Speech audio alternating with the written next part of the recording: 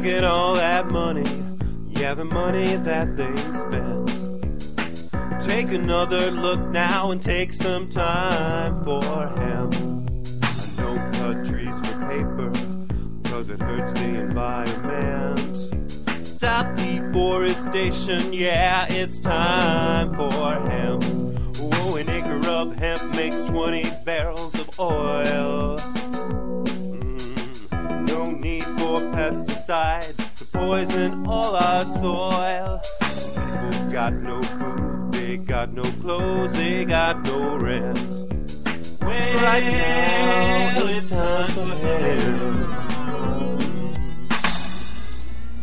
Jeepers, it is time for hemp again. Golly. Welcome to the world of 1950. I'm sorry. I've been watching retro TV just 1 hour too long.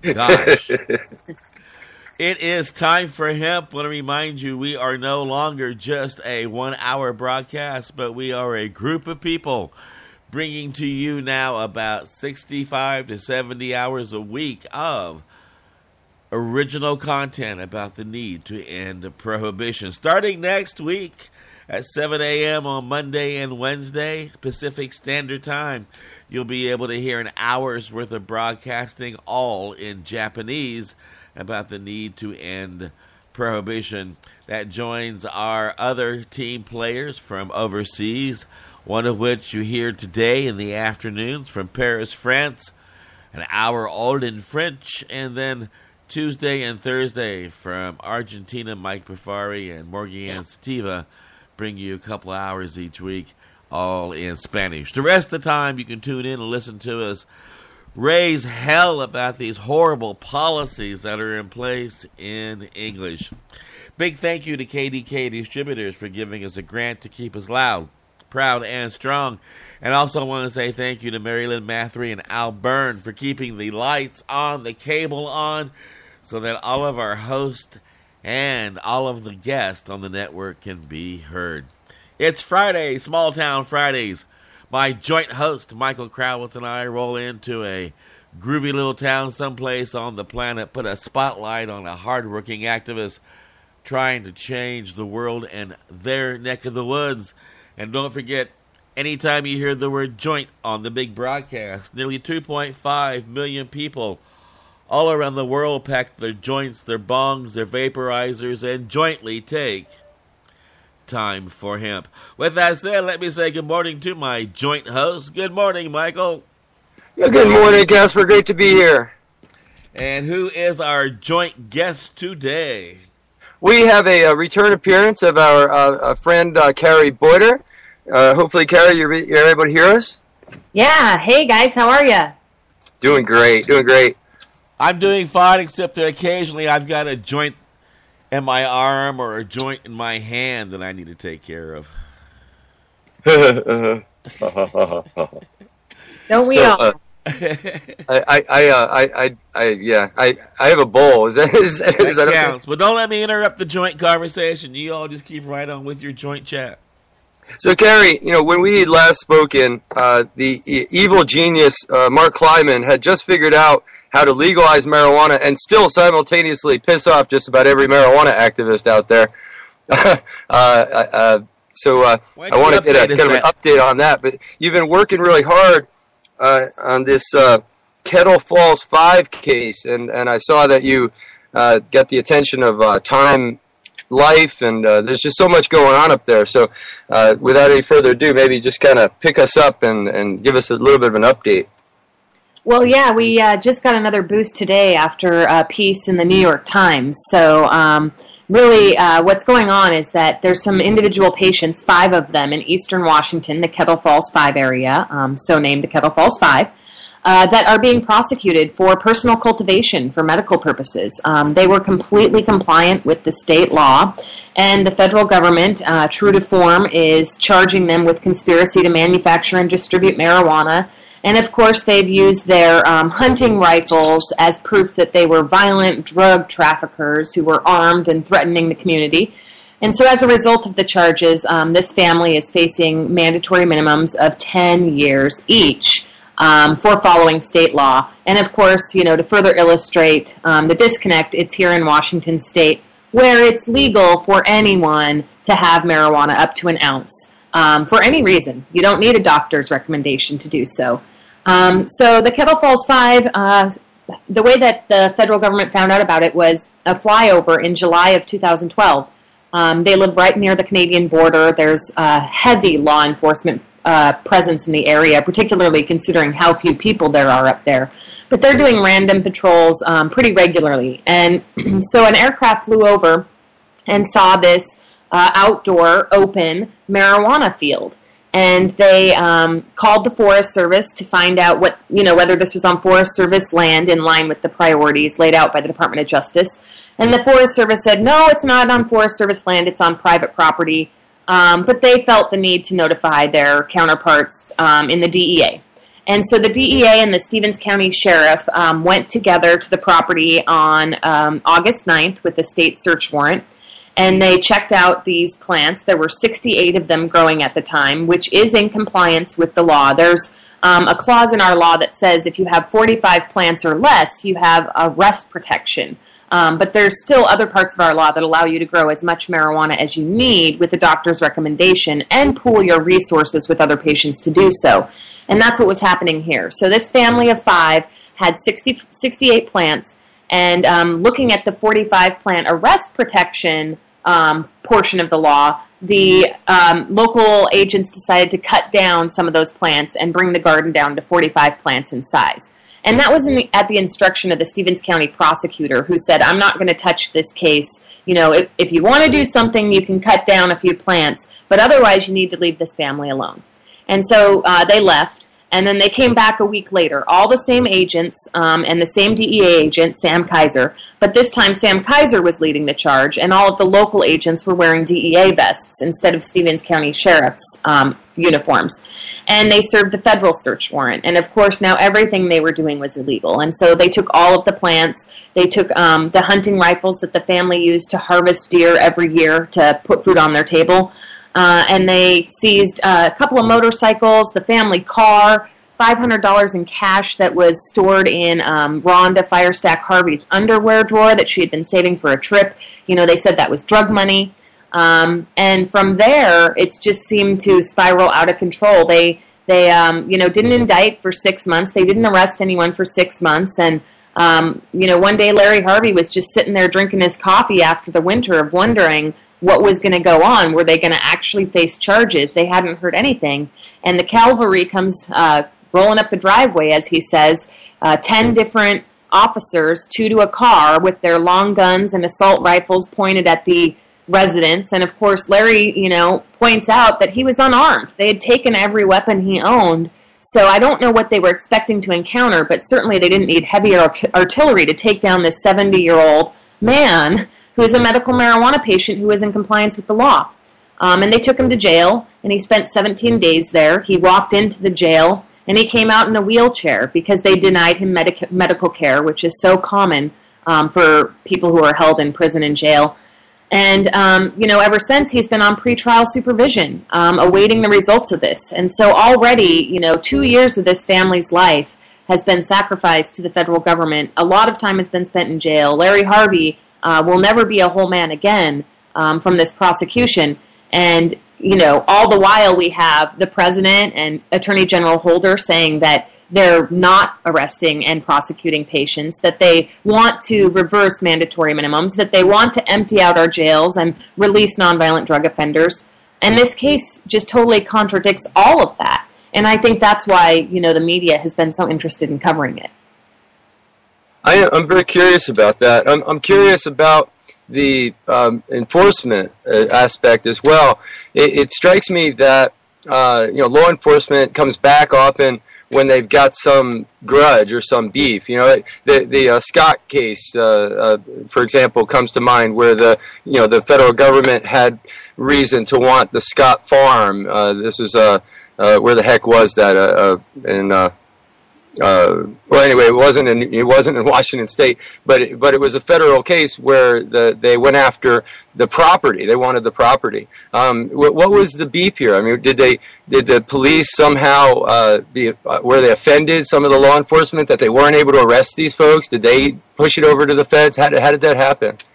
Well, you're right all the way around. I mean, most of the cases we've seen before, there is some sort of local beef, whether it's, with the Duvalls and the locals wanting to get rid of them in the community because they saw them as a scourge, or, the Williams case and some local law enforcement having problems with Montana cannabis.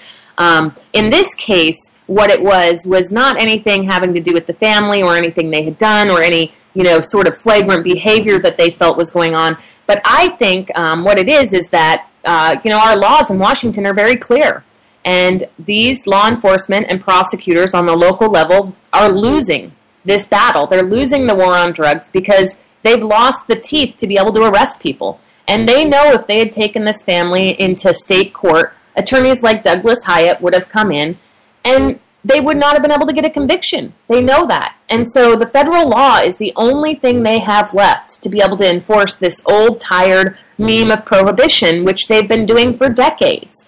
And of course, in addition to, with their values and what, how they've spent their livelihoods, you have, the asset forfeiture issue, which is how little rural counties like Stevens County get a lot of their funding. And so when they take motorcycles and a family car and cash, and they do that often enough, all of a sudden their budget to pay for the 10 officers is come to fruition through asset forfeiture.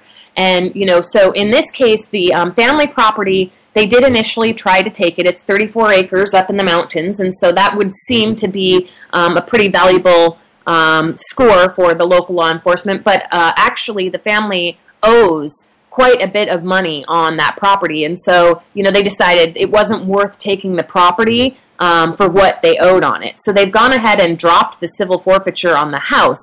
But they have kept the motorcycles.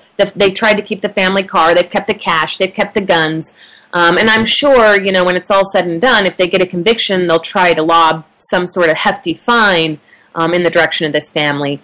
And certainly the law enforcement who were doing the raid, who were cooperating with the federal government, and they do so that they can get a cut of those funds, they had no inclination that they weren't going to be able to seize that house or that they weren't going to be able to seize all that property. More than likely, they went in there, with the intention and the knowledge that they were probably going to get to take this whole entire home and the land that it was on. And I think that's what's going on here, is that you've got some rural, small-town cops who don't want to give up. And, here in Washington, it's legal for every adult, as we said. So they're really, I think just kind of disgruntled about that. And they're using every last resource they have to be able to take down what they see as criminals. I always like to align it to a rabid dog who's backed in a corner, and they lash out the hardest before you can actually put them down. That's what's happening with the DEA and with the local law enforcement, who've lost the ability to prosecute marijuana crimes, which of course is much easier to prosecute than other types of drug crimes. The new highway robbers. It seems to me when you were trying to get across to Washington State about 150 years ago, and you were carrying your wealth in a metal strong box, you had 3 or 4 good guns around to protect that as you went across the mountains and over to Washington State. Now, if you're a medical cannabis user or somebody that has a conscience and is trying to fight these policies, it might be best not to have too much ownership of things. Right. And, that's, I guess, the other part of this scenario that's really pretty flagrant is the way that they've turned these firearms that the family has used to protect their home. They live out in an extremely rural area, 10 miles from the nearest town in any direction, right up bordered next to a national wildlife refuge. There are bears that come down and maraud their property 3 to 4 times a year. There's cougars. There's, all sorts of wildlife out there. And that's actually why the family bought the property. They're hunters. Larry Harvey has put a deer on his table every winter since he was 14 years old.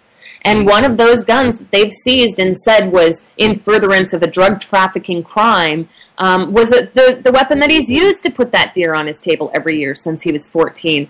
And I mean, this family is not your traditional family that you'd see in average old suburban America. They're out in a very rural area. They are strict conservationists. They live off the land as much as they can. They grow a huge garden, and they can all of their own fruits and vegetables. And Rhonda makes her own artisan loaves of bread from scratch, not with a bread maker. We're talking from scratch, 3 to 4 times a week. They chop all their own firewood to heat their home, and they start doing that in March so that they can be done by October, every single day chopping their own firewood. And, the deer and grouse that they get in the area is how they feed their family. And so, what they've done is taken this family's way of life, their culture, their creed, their values, and really everything they worked for their whole life, their retirement, their golden years, and they've used that as proof that they are evil drug traffickers, criminal enterprise, using the law as a shield to mask their armed activities, and it just couldn't be further from the truth. It would be laughable if the stakes weren't so high. When I was a kid, I had the understanding that the Bill of Rights were those rights that were so important that they wrote them down, because you have other rights, obviously, as well. But those that were written down were so important across the board of the American people that we wrote them down and we cherished those rights. And I think a lot of us do, but what you're saying reminds me that our rights are always under attack. And you have a constitutional right to bear arms. The Supreme Court recently ruled that was an individual right, not to some collective militia or army, but that our founding fathers saw all of us as part of a militia or standing army to protect this land. And that we do have that constitutional right to bear arms, and it shouldn't be conflicted with, just simply because you're seeking access to medicine or helping others access medicine. What do you think, Casper? Well, I think it's time for a commercial break to pay our bills, and that's how we stay on the air. Remind people that when you go to our website, please hit the banners and let our sponsors know that you heard about them here. That way they know that their advertising dollar is being wisely used, as they themselves also get behind this network to let the whole world know how important it is to take time for hemp.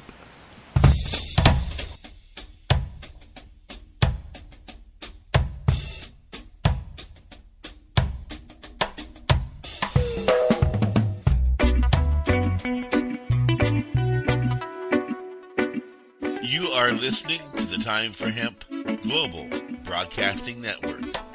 Please share us with your friends.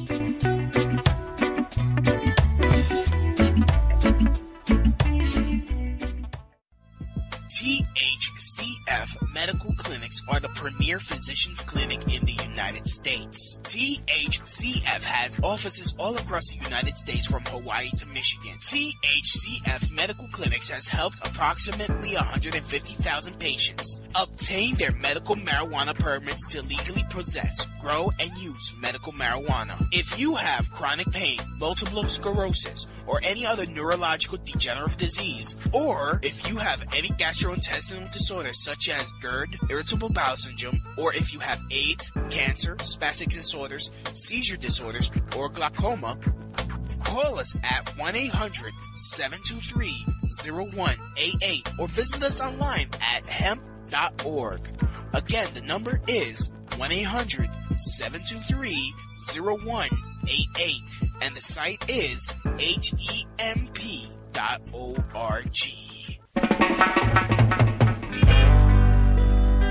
In need of a ganja vacation? Blaze away. Don't criticize it. Hotbox Jamaica. Chill.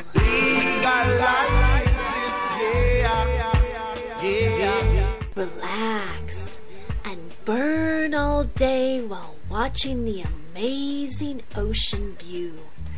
Listen to the birds. Bathe in the mineral waters of the Ganja River. Munch on tasty Jamaican Rasta food. Take a weed farm tour and hold a meditation. Book this amazing vacation for $420. Get the Sativa Special. 7 nights in Sativa dorms with ganja meals and airport transfer. Check us out at hotboxjamaica.com. That's hotboxjamaica.com. Hotbox Jamaica, a higher meditation vacation.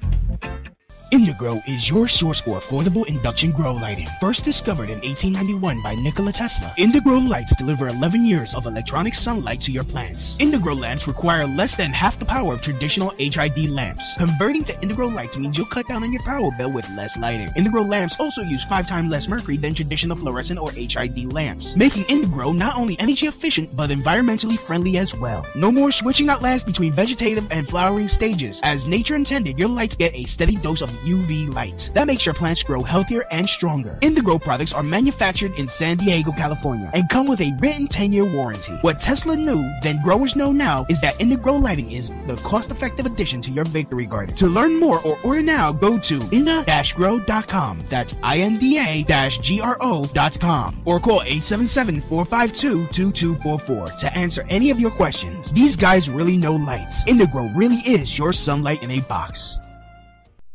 Education and information. See what all the buzz is all about. It's time for hemp. It's time for hemp.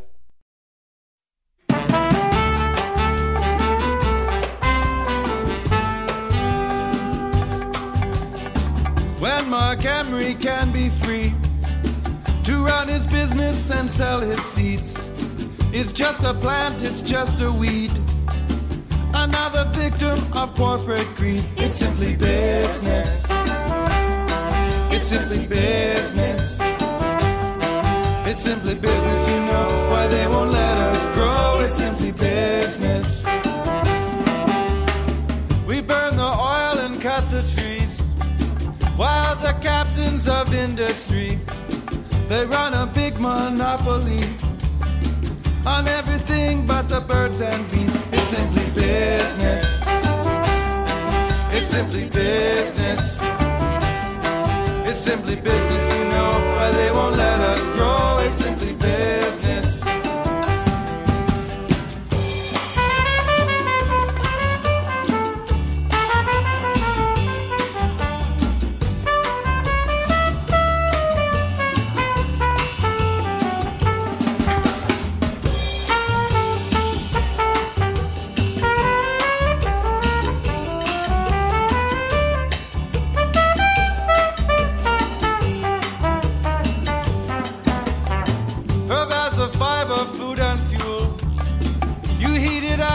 It makes you cool.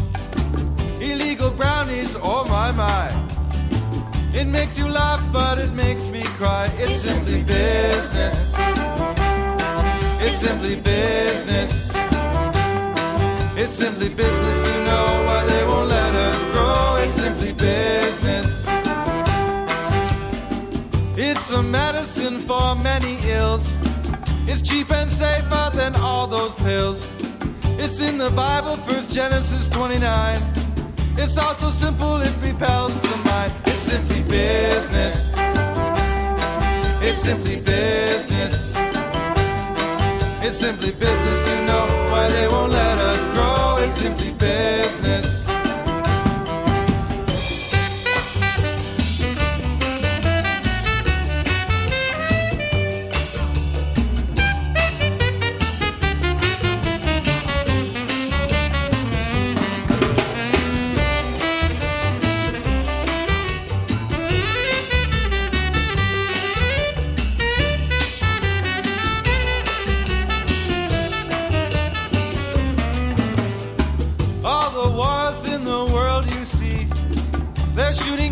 From a factory, it makes a job, but it makes no sense to give the peace when you can sell defense. It's simply business. It's simply business. It's simply business, you know why they won't let us grow. It's simply business.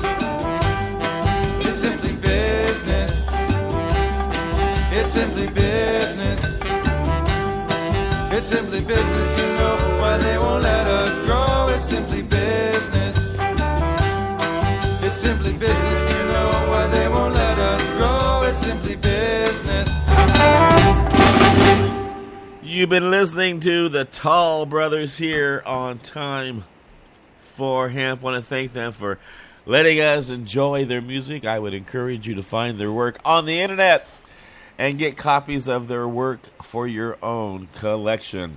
This is the Time for Hemp Broadcasting Network, and this is the Time for Hemp 1 hour program with your host, casper-leitch. My joint host today, Michael Krawitz, and I are having a great joint conversation.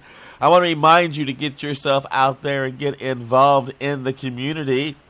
Quit sitting around and watching Lucy reruns or trying to figure out if Frasier's ever going to get married again, and get involved in the community. Put one foot in front of the other and go out and become part of the solution. As long as you're sitting home trying to figure out who's going to win America's Got Talent and eating your Twinkies, you might not want to hear this, but the fact is you are part of the problem. Michael, I want to say thank you, too, for bringing such a stellar guest to our program every Friday, especially like the one we have today, who is a champion for the drug war, prisoners, and criminal justice reform, and has recently been named Patient Advocate of the Year by Americans for Safe Access for her tireless dedication to the awareness campaign to free Chris Williams. Ma'am, my hat's off to you. You are a hardworking activist. Much love. Much respect. Oh, thank you so much. You guys are pretty hardworking yourselves. We try to keep up. Well, I wanted to ask you, Kari, one more, maybe even two more questions about this the case, the Kettle Falls 5 case, and its importance, its significance. The first thing is, I'm trying to get my brain around, why this case. Washington State has been a leader. Going back in my historical work, I found the first initiative by a group called Blossom back in the early 1970s. It would have been the first, except for just a few months, beat by Prop 19 in California. Going way back, this Hemp Fest, the largest gathering of cannabis aficionados in the world. And the whole time, fish in a barrel with the feds, taking people and putting them in trucks and taking them away for their marijuana offenses. Why this case? Is it the timing? I think it's kind of like a snowball, basically. They've gotten to the point where they can't undo it. And they, have chosen to, proceed with this prosecution against all odds. And they were told from the get-go, before they had even issued indictments, about the strict medical use that was going on here, that there was no distribution, that this was not drug trafficking at all, that there was nothing of the sort happening. But they just kind of proceeded forward with the blinders on. And, of course, the they is the federal government. And so I think now that we're at this point where, over $3 million has been spent to date to prosecute this family, they're really dug in. And essentially both sides are dug in now. Neither one is wanting to budge. And, we did have Attorney General Eric Holder come into Spokane last Friday. And there's a lot of speculation about what he was here for, what he did, what he was saying, who he was talking about. And the only thing that I really know for sure is that we have not ever had an Attorney General visit Spokane before. And that the trip was hush-hush. And so I'm hopeful that he was here to kind of, talk some sense into his subordinates, because he's issued directives on this very clearly, that individual patients, which is what this family was, no question about it, that they should not be the focus of federal law enforcement efforts. And so hopefully he was, letting U.S. Attorney Earl Hicks and Michael Ormsby know that these memos he's handed down, they aren't directives, they aren't guidance, they are the rules, and that he wants those rules to be followed. Because, otherwise it's just really making a mockery of the whole entire federal system and the Department of Justice in general. Because, with one hand, they say that they want to empty the jails, and they say that they want to reform the system. And with the other hand, they're, continuing this draconian punishment of, absolutely, non-threatening families who haven't harmed anybody at all. I wonder if the local branches of the DEA, the local federal prosecutor's office, even have that ability. What I mean by that is I think that when the Justice Department says this or that about policy, I think they just make assumptions that these things just don't happen. Their prosecutors have better things to do. They have greater integrity than to do these things. And then what will happen is each individual case that comes up, they just spin it to make it look like what they want it to look like. They find the old 12-gauge shotgun in the closet, and it becomes a gun-enforced thug house. Yeah, they can do that. So I just don't know if they even have the ability to see an individual case where marijuana is facing them as falling within any allowable overlookable guidelines. Do you know what I mean? Yeah, I mean, you're right. What they typically do is, they get these defendants all together, they split them up, they put no contact orders so that none of them can talk together. Usually, some cooperate to lower their own sentence, and then from there, nobody ever wants to talk to the media. When you're facing a felony, you're not out there bragging about it. It's not a proud moment in your life. Most people don't want to talk about it. And then on top of that, you have their lawyers advising them to not talk to the media. So it's pretty rare that you're able to have defendants on, the offensive like we have here with the Kettle Falls 5, where they're the ones out there telling the story in the media, and instead of the Department of Justice responding that they're violent armed drug traffickers and telling their version of events, the Department of Justice has been really put on the defensive here, and they are only saying no comment. They won't say anything other than, we're not commenting on ongoing cases. And that is unique here because, in every other case, they've had no problem coming out and saying what allegations they think are occurring and why they actually went after, these individuals. And in this case, that's been different. And I think that's because there is no rationale. There is no evidence. These allegations that they're, saying have happened have not been proven. And I don't think they will be proven, even if we do get to a court of law. And so I think that, the media has picked up on that, and they've done a really great job of illustrating what's really at stake here. And on top of that, you have the action in Congress going on. And so, generally speaking, the U.S. attorneys, they don't back down. There's no reason why they would ever back out of an indictment once they proceed with it.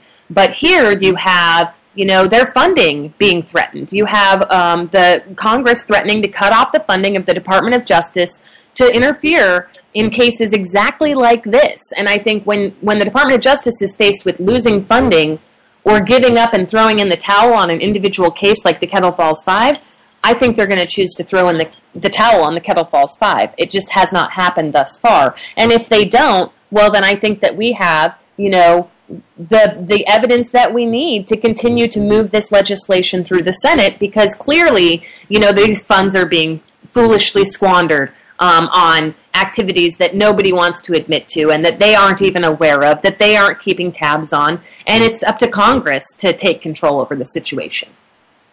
Yeah, Kari, one thing I think that's confounding the whole situation is that you have movement leaders, movement activists that want to be on the right side of the law, that kind of parse cases and make statements to media on different cases, essentially, going with the line of argument that the federal government has given in their documentation of the media, which may be, in any way biased or missing big chunks of information that would send you in a different direction. And unlike Casper, I'm an opinionated journalist. I started out writing opinion pieces. I stick that way. And my opinion is that if you're in the movement to legalize marijuana, then you shouldn't comment on people's cases. If you don't have anything good to say it privately. That was the old Arrow mantra. Yeah, I mean, I am of the same mindset. There is little that is more damaging to these individual defendants than people in our movement who have a pulpit and a mouthpiece saying that they were doing something to violate the law. That is not helpful at all. And, certainly what we as a movement should be in lockstep saying is that there is absolutely no reason for people to go to prison for marijuana, period. I don't care what the justification is. It's not good enough in my mind. And if we're drug reformers, that's the message we should be pushing. And, when it comes to the media, you only get so much time out there. You only get so many words. And we should be using those words very wisely. And those words should be used to try to end prohibition, not put our fellow warriors in prison because we feel in our judgment that they weren't doing something right. Who are we to judge anyway? We should only be trying to help our fellow reformers and not helping, pile the dirt on their graves that the feds have dug for them. And it's been especially harmful in this case because the feds aren't commenting. The prosecutors won't comment. And so here you have, drug reformers telling the side of the prosecutors when even the prosecutors themselves know well enough not to comment because they know that there's no way they can win in the media. And so, it was pretty tough to swallow seeing some of the statements that have come out regarding this case because clearly the New York Times, Time Magazine, Al Jazeera, all of these national and international outlets are on the side of us. And that's all of us. That's this whole movement. And this isn't just one family's freedom at stake we're talking about here. It has the potential to impact congressional reform, as we've discussed. And, it's got the potential to impact all of these people who are going into opening businesses in the state of Washington for recreational marijuana. We're leading the nation here. The whole world is watching how this experiment is unfolding in Washington. And comments that the DOJ is enforcing this law fairly is not helping the situation. That's amen to that. So you've led me in perfectly. I would love to, your take, a little bit of an update on how things are unfolding as we're seeing the social access to marijuana. We talked before about how there were very different kind of criteria. In the cannabis for medicine, you want to have the most effective distribution system, giving the best quality, medicine to get the best impact on ailments. And in the social market, you actually want a very different, perspective. You want to minimize the use while maximizing the revenue and minimizing the prohibition spillover. So it's really very almost competing interests, and we're watching very carefully, trying to, but it's hard to watch things unfold. Yeah, exactly. These two systems really have completely different purposes, almost competing objectives, because one is, about compassion and helping your fellow man and getting better and getting healthier, and the other is, as you said, about creating revenue and reducing harm, and the harm mainly being people going to prison. And so when you're trying to align these two systems, you have to be very careful that you don't sacrifice one to save the other. And so, because both have equal importance. And so, what we have here is that as the regulators are trying to open up the recreational market and they're looking at ways to kind of get a corner on the market essentially because of the high tax structure, they've looked at, how do we eliminate some of our competition and ensure that we're really going to get as many consumers as possible. And it appears from all the political calculus that's been done that some feel that patients are the easiest way to do that we're the low-hanging fruit, that, if they can get patients into the recreational stores because they use a steady amount quite frequently, rather large amounts, that, their revenue share will be guaranteed. And unfortunately, that is not why the voters of Washington passed medical marijuana or recreational marijuana. They passed medical marijuana, it said right in the initiative, out of compassion, compassionate use. And of course, recreational marijuana was about spending resources in a different way. And so, what we have here is a system of medical marijuana that patients and providers have fought for many years to try and have regulated in some fashion to ensure that there are quality controls in place. And the legislature, not only have they failed to do so, but at this point, they're prioritizing making recreational marijuana work and making that system, getting that system right, so that in the end, they can essentially just go ahead and fold medical marijuana into the recreational system. And they view that as the answer to our regulation problems. And, for obvious reasons, as we already discussed, which is competing objectives, completely different types of consumers, it's not going to work to fold those two together without any sort of consideration of how do we make sure that patients continue to get the medicine they need at prices they can afford in the products that they need. And without that consideration, it's going to be patients who will suffer. Well put. And with that said, let me take a commercial break so we can pay our bills and then come back and pick up where we left off here at Time for Hemp.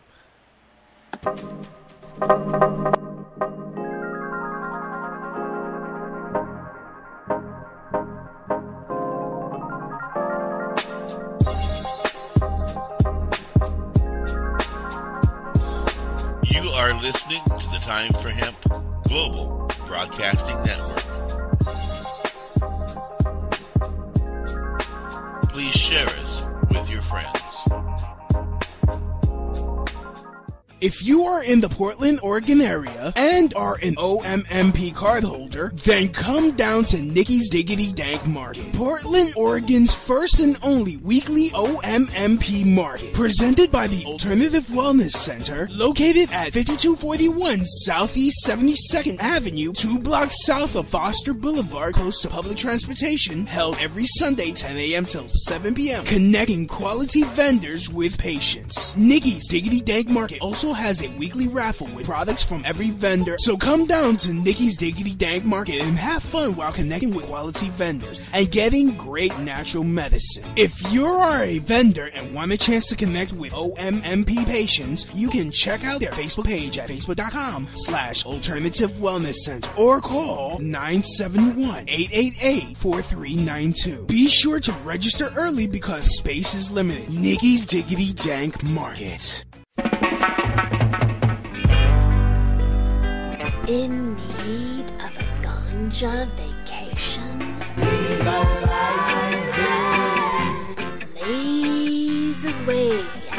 Don't criticize it. Hotbox Jamaica. Chill.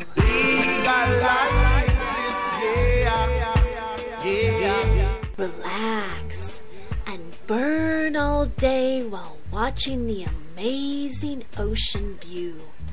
Listen to the birds. Bathe in the mineral waters of the Ganja River. Munch on tasty Jamaican Rasta food. Take a weed farm tour and hold a meditation. Book this amazing vacation for $420. Get the Sativa Special. 7 nights in Sativa dorms with ganja meals and airport transfer.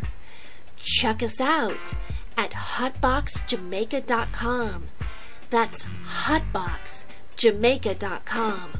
Hotbox Jamaica, a higher meditation vacation.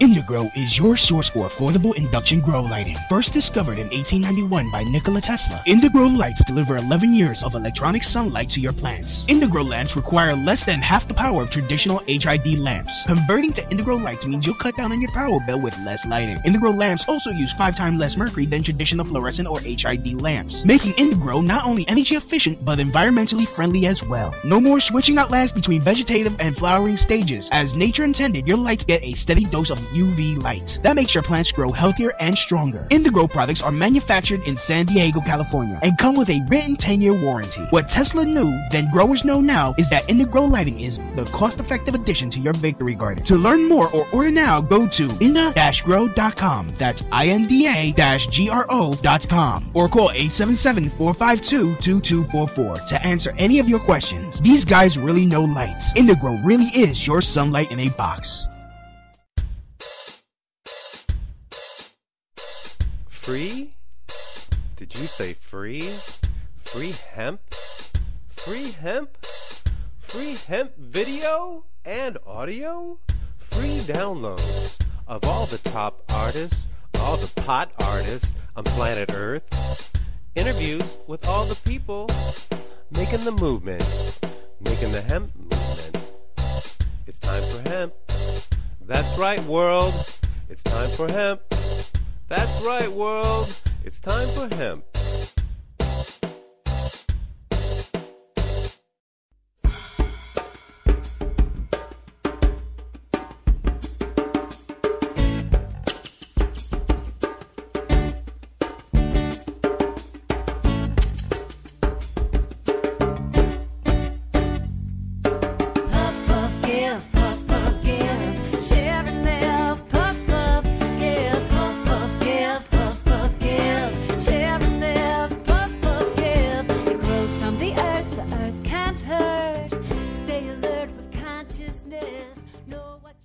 Yeah, stay alert with consciousness. This does come from Mother Earth. It makes no sense to outlaw this plant. Seriously, if you told me, and if it were true, that if my dog was to run through an acre of this plant and it would kill my dog, if my cat ate it by accident, my cats would die. If birds ate the seeds, they went belly up. If you told me that my kids would run through it and they get all kinds of like sicknesses and diseases and all the problems, I would say, well, okay, well, maybe it does make sense to outlaw this plant. But by God, we got poison ivy and poison oak out there that's just flourishing everywhere. No one seems to give two hoots about that. Think about it, people. Follow the money. The reason why this plant is outlawed is because you make 40 acres for every acre of fuel every acre that you grow for fuel, you can make 20 barrels of oil. That to me is very significant. And anything that's made out of plastic can be made out of this plant. And you can even make dynamite from this plant, clothing from this plant, food from this plant. You can make actually 82% of all the creature comforts that we so enjoy from this plant. When you eat it, you become more healthy. When you smoke it, you live longer. And yet, the lemmies, the jerks, the ass clowns and that are leading this world have been telling us over and over again that for our own benefits, they have put a prohibition on this plant. Seriously, it's time that we get rid of those politicians and those leaders. With that said, I'm done with my rant. Let me pass my joint conversation back to my joint guest and my joint host here in the Big Joint Program at Time for Hemp. Thank you, Casper. You know, Casper, I have a comment on your ass clowns there. I say don't put all the blame on the ass clowns. They're ass clowns, and I don't mean to excuse their behavior because of that. Just stating a fact, reiterating a fact, I guess. So anyway, the thing is that these particular ass clowns haven't heard from us. And what you stated was the reason why cannabis was made illegal. The reason why it's still illegal is because we tolerate the ass clowns. Right. Am I right, Kari? Yes. Way too much ass and clowns going around for everyone's good.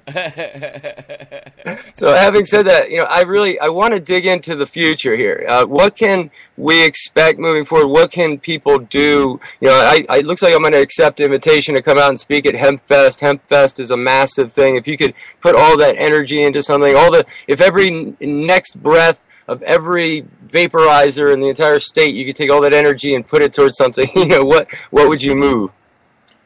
Well, we can't quit. I mean, I think a lot of people here in Washington have become complacent because there's the feeling that we've legalized marijuana, and it's not good enough. There are still people going to prison every single day for this plant. They're going to prison in our state, and they're going to prison in other states, and we have to keep moving this ball forward until we actually end prohibition on a federal level. State level isn't good enough. Even this CJS amendment, it's a great start. Starving the funds that are being used to put people in prison is a great step, but we need to actually change the scheduling of marijuana, or we're going to continue to see people going to prison, and that means families are being destroyed, and that's really where this ball needs to move to. The last mile of the marathon is the hardest part. It's always hardest to get across the finish line, and a lot of people give up at that point. And I think that right now we have a lot of people who are so busy, figuring out how to cash in on this new opportunity and maximize their own bottom lines, and rightfully so, because they've worked really hard to get to where we are as far as ending prohibition. But while they're focusing on capitalizing, there are people losing their lives every day and losing their freedom, and, they're being forgotten. And so we just need to work really hard to make sure that we actually finish this. And even once we do reschedule it, that we go back and we get all those prisoners out that are sitting there languishing, some of them serving life sentences for marijuana. We have a lot of work still to do ahead of us, and that means we need to be working as a team.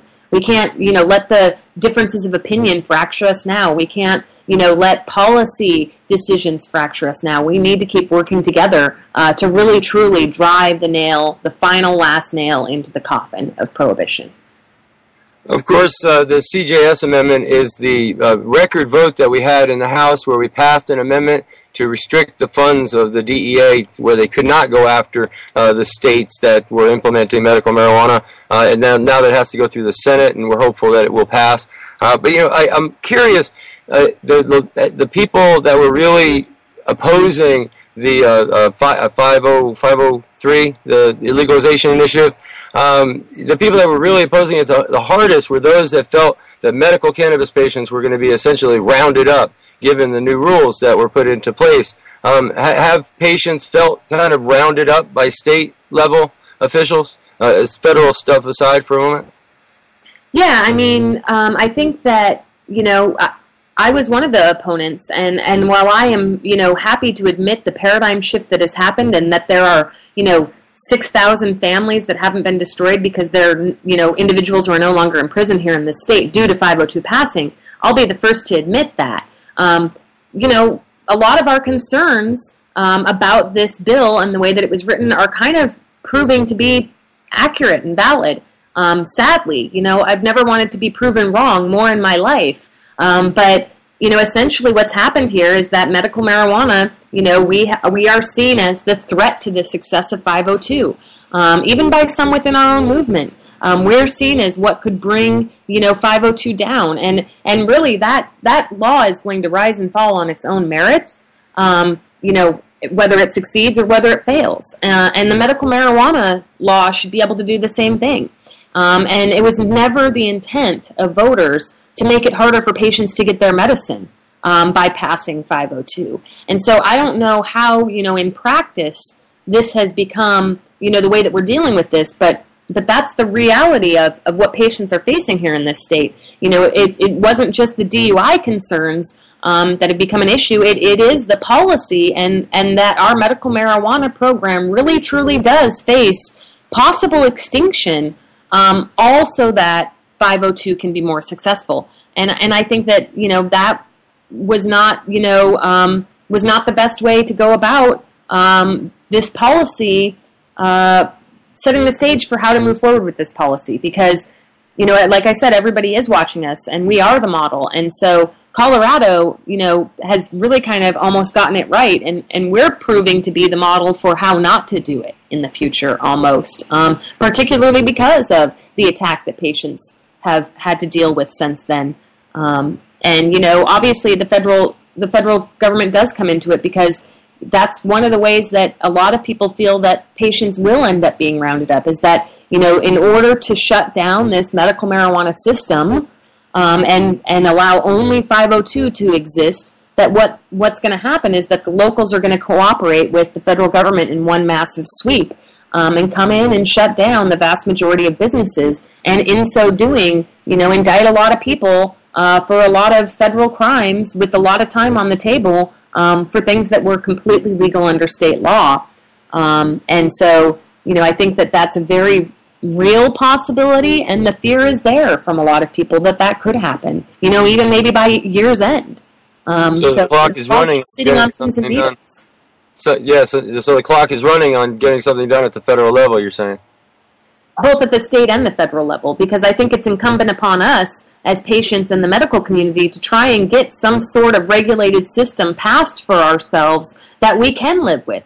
Because if we don't, they're just going to wipe us out. I mean, it becomes more and more apparent every day that the plan is to completely annihilate us. And so we better have some sort of actionable plan that's going to work, that's agreeable to these people in power, or we're going to lose very badly. Well, let everybody know your website address, how people can reach you, reach out to whoever you need them to reach out to help out up there in Washington State, or nationally for that matter.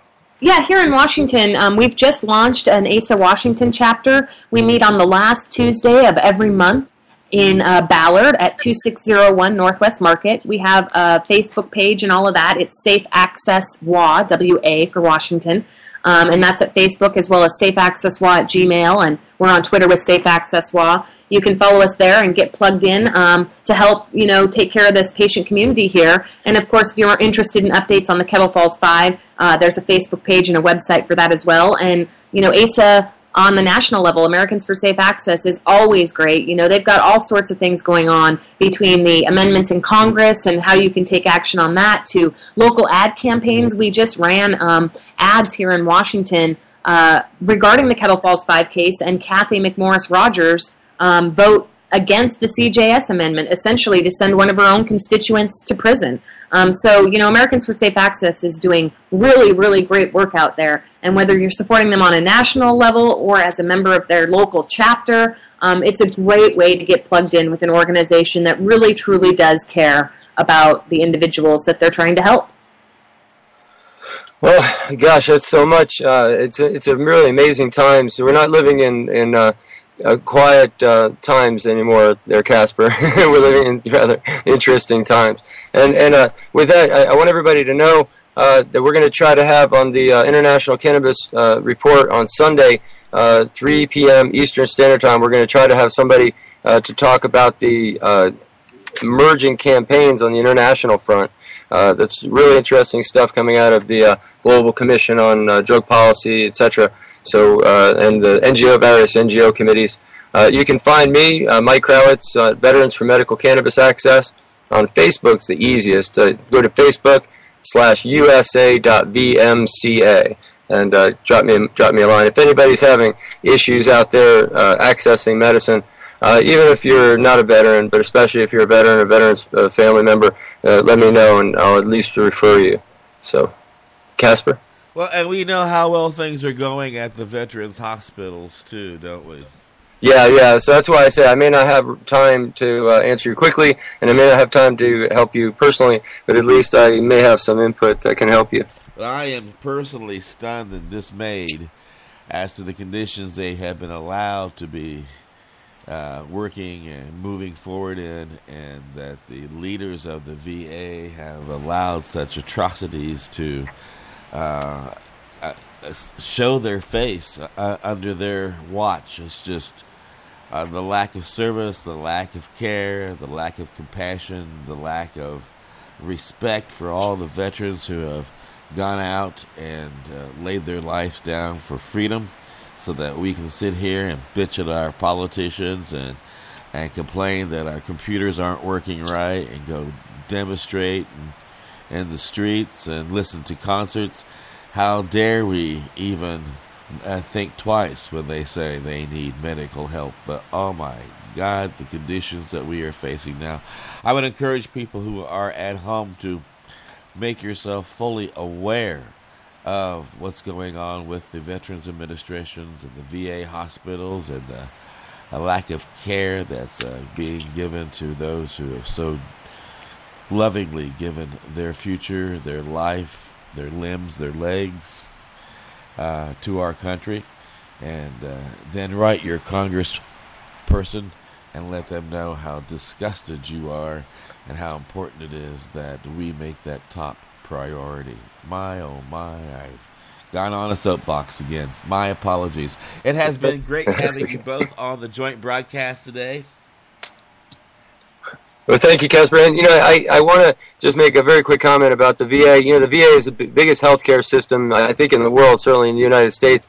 And it's it has some of the best healthcare, some of the worst healthcare. What doesn't make it any better is it's run by our federal government, and the same dysfunction that makes the federal government unable to handle medical marijuana, even though 80% of the public is asking them to do so, is the same dysfunction that allows the VA to become so dysfunctional under their care. Well, I know we'll be covering this topic even more on Mondays, on Healthy Mondays with Marilyn Mathery, Al Byrne. Both are also veterans themselves, and they occasionally touch upon the topic. And make it a point to tune in all weekend long, because here at the big broadcast, it's no longer just little old me doing a little old broadcast. We are now a huge team of people who are hell-bent on ending these horrible policies and letting the whole world know how important it is to take time for hemp. Look at all that money, yeah, the money that they spend. Take another look and spend some time for him.